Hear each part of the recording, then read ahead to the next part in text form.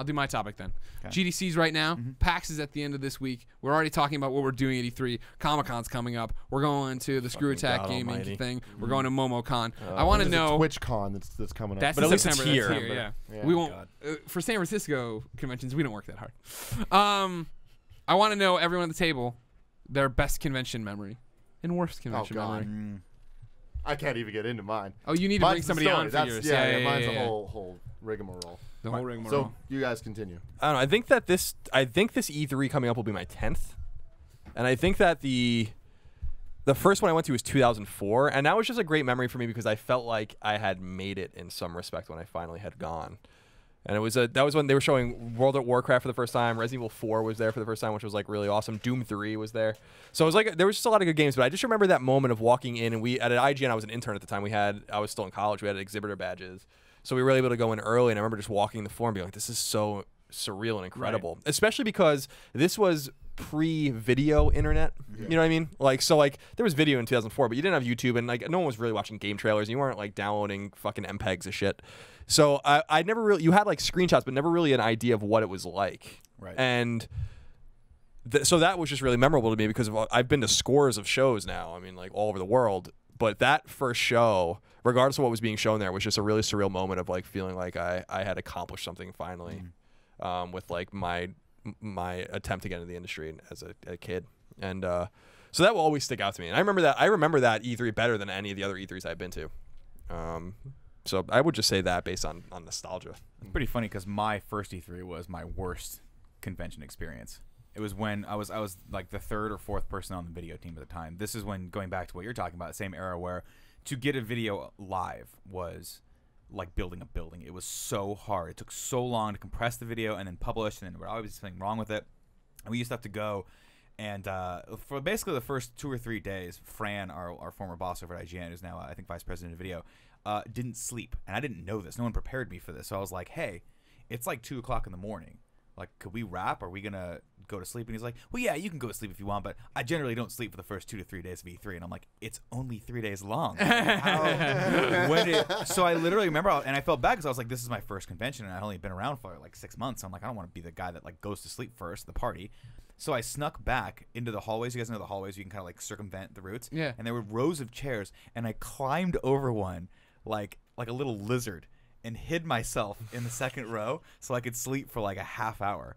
And I heard someone come out and be like, "Is Nick here? I don't know where he is. Oh, he must be gone." And I was like, "Just stay quiet. He'll never find you." And it was terrible. And subsequently, it got better every year after that, to the point where like the last year we did it was awesome because it was like live shows and this and that. Yeah, and we're streaming all the time, and like we have a whole crew for people. But that first year was just terrible. Sure. Terrible. The one that stands out for me is a really good one was our PlayStation experience. Oh yeah, that's a great one. Last one we just did. That was the last show we did. Yeah, and that was our last show as IGN guys, and that was the PlayStation one. So it was like the culmination of our careers there. Yeah. So to walk around and like when we were going to the press conference in the morning, and you said I was looking like a broke ass politician, shaking hands with everybody because you should have seen Greg. All it was this the best. giant line of like 1,000 ridiculous. PlayStation fans, and every other one was like Beyond, bye, and like taking. I appreciate you were waving and saying Beyond back. We appreciate that support. Obviously, Podcast Beyond was huge when we did it for years, and we're so honored by that support. But I was trying to like get where we needed to go. But Greg trying to like rally votes like he's in a primary is literally doing the two-hand. I've never seen anything like it. Like from anyone who's not running for office. Greg is literally walking down the like doing the two-hand, like just grabbing hands. Oh yeah. Oh, it was the fucking. It was so funny, and I'm like, dude, Greg. And then it got even better because when we went to the conference at PSX, Greg had a receiving line. Like I just sat down. You know, people know me for years, like at shows and stuff. I'm just a little more shy, and I like to kind of. Greg can have the limelight. That's totally fine. I'm fine. You know, being you know. We all know who has the biggest. Penis. Yeah, yeah. I was gonna say I think we all do know the answer to that. Table. But Greg, like, so I just sat down, and people would walk up to me every minute or so and be like, "Hey, I stand up and shake hands." But Greg was literally standing in an aisle like he's like fucking Queen Elizabeth. With like people, like a line, like a quarter of a mile long line of people like trying to shake his hand. I'm like, this is, it was that because we are such PlayStation voices specifically, or have been known to be PlayStation voices. That show was really surreal for us, I think, because those are our people. Well, like when we did Beyond, and usually we do Beyond or something live, and we're like, who has a Vita? And like a few people will hold it up, and because we're obsessed with Vita, as everyone out there knows. When we did it, like it was literally half the room. I was like, holy shit, these really are our people. And some people were like, oh, mine's in my car. And shit. I'm like, there's more? There are more This is Vitas? every Vita that has ever been sold. Yeah, not only that, but you guys were the voice of the PlayStation generation when PlayStation was at its darkest time, right? Like they weren't doing. When they were at the brink, we were there for them. You were, and you guys were the ones that true. were like, no, it's still going, hold the faith, and then finally you were vindicated when the PS4 came out and actually started doing well, and they had that great press conference at E3 where they're like, well, Microsoft wants to do this, guess what? We're not going to do that, and everyone's That's like, exactly how yeah, I I said love that. But then they jumped in and they were Jen's like, us too now. We're not going to do it all. Yeah, Also. yeah, and Microsoft's like, Just well, shit. JK, guys. We would never do that. That'd be a terrible, terrible move. That'd be dumb. Harley, what's your best and worst convention stories? Comic-Con 2011, we did an Epic Mealtime live show, and a girl showed up, and she sucked a dick. No, I'm kidding. And at the end of the show, she came. And she was I'm like, waiting to find out if this is the best or the worst. She was like, huge fan. Oh, no, this is a good memory. Well, weird one. She was like, oh, my God, a huge fan. Like, can I hug you? I'm like, yeah. And she hugged, and then she was like, these are for you. And she started breaking off her fake nails. And she broke them all off and put them in her hands. And she's like, these are for you. Hang on to them forever. And I was like, thank you. Thank you so much. I brought them back to Canada. I still have those nails. Do you really? Yeah, I still have those. That's awesome. Yeah, they're at my mom's house. You just drop them in a drawer with some batteries Well, and no, it's buttons. my battery drawer. Yeah, exactly. My battery drawer in my old room, like the nails are in there in like a paper towel. Are you worried that one day she's gonna come back as some sort of wraith and be like, where are my nails? And you're like, here, they're here. I held them for you the whole time. She's gonna be like, where are my nails? I'm gonna suck your dick. And you're gonna be like, no. And then it's gonna be like Dan Aykroyd, Yeah, in Ghostbusters, where he gets a ghost blowjob. Yeah, his eyes go cross. Which like I only got 12 years after the movie, the first time I saw it. Yeah. I like watched it. I'm like, oh. So it's like, why is she pantsing him? Yeah. I don't understand. When I was a kid, I was like, I don't understand what she's doing to him. Me My mom was neither. like, you're a fucking idiot, Yeah. kid. That's what your Grow mom up. said? Yeah. My mom was very glass blunt of with me. whiskey He's like, and a oh, he's getting cigarette. his She's like, dick you're a sucked. fucking Whack. idiot. Well, Nick. it reminds me of those embarrassing questions you had. I think I've said this before, but Silence of the Lambs when she first walks in and Another the great guy- Muppet movie, by the way. Oh, right, exactly. and there's that pretty disgusting thing that happens where someone throws something at her or whatever. And I remember being with my mom, I'm like, what the hell? Spit? Like, what was that? And yeah, my mom's like, oh, he spit on her. I was like, oh. And then it wasn't until like I was like in college when I like watched it. I'm like, you fucking lied to me, but you couldn't actually tell me the truth. Yeah, but how would you have interpreted that when you were a child? Oh, I mean, that's the thing. It's like my mom must have been Semen on her. horrified. Yeah. That I was even asking that question. She was like, I love that you were watching that movie though. I used to watch scary movies when I was a kid or whatever. But like, there's a difference I think between violence and that kind of stuff, and then sex. Yeah. For at least my Yeah. parents, there was, like in terms of like they didn't really care if I was watching scary movies. They cared if I was watching like more sexualized movies. Sure. Anyway, I don't know. America. That's just a. I remember, speaking of sexualized movies, when I was younger, I used to, there was action figures for this thing called Toxic Avenger. Oh, yeah. So I had, like, in Canada, they had Toxie toys. Like, you get, like, Toxie and all the different characters, and there was, like, a cartoon. And then I remember being in, like, the movie rental place, and there was this movie, Toxic Avenger, that came out, like, 6 years before.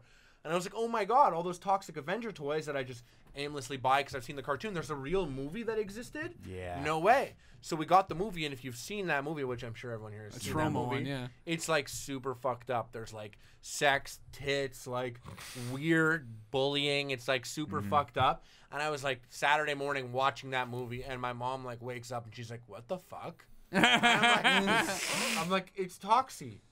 I'm like, it's Toxic Avenger. I like have the toys, and that was before they made the law that like R-rated movies can't have toys. Yeah. And like for that exact reason, like I lived that. I was like, this You were the is test weird. case. This is weird to me. My mom wrote a letter to them, and they ended up sending us like 15 toys. Oh, wow. Being like, super sorry about that. Here's all these toys. Please don't sue us. Here's the topless woman toy that we've been Yeah, holding. and now, up. so if you want to know why like the new RoboCop movie comes out, it's not rated R. It's because my mom wrote a strongly worded letter in you can't do the 1992. merchandise. Yeah, That yeah, makes yeah. sense. That makes sense. Yeah.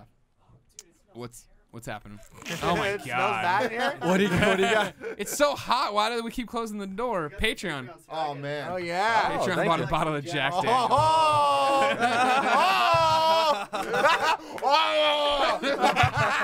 Share it. No, what are you doing? What's wrong with you? Who raised you? Is this because of Toxie? Oh man, thank you. Thank you so much, guys. that. Thank you so much for letting us film and record and be around here too. You got double XL for the big boys? There should be a. Okay, no, but this is it's actually for Greg. I want this shirt that he's wearing. You want my team fat shirt? You're welcome to take it. Are you even aware of how like awful it smells in here? No. Yeah, well, it's. I know. A while ago, the door opened and there was a breeze, and Tim Swear goes, to God, "Do you feel I that?" swear on my life, it smells worse now. It smells worse. Someone brought it in. So it's one of Someone you. brought it in. Let me smell all of you. Well, thank you, of course, for Patreon you, for of letting course.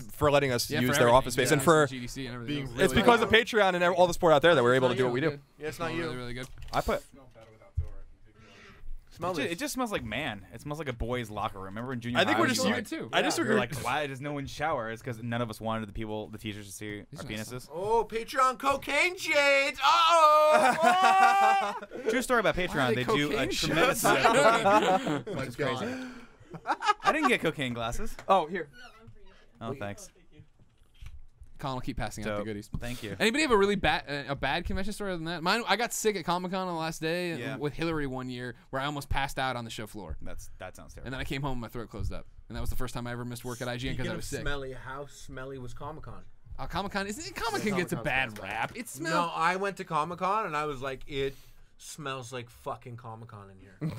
Like, and it stunk. I was shocked you should go to- at how much it actually smells like Comic-Con would smell like. It smells like unkempt skin. That's Yeah. what it smells like. You should go to Gamescom one day. Oh my God, Gamescom's a nightmare. Gamescom is like Comic-Con. It's about 10 times bigger with 10 times more people, and they're all German. Sounds They don't. tight. Oh, Yo, it's the thanks for worst. the Jack Dagnalls and the T-shirt. I'm taking this with me.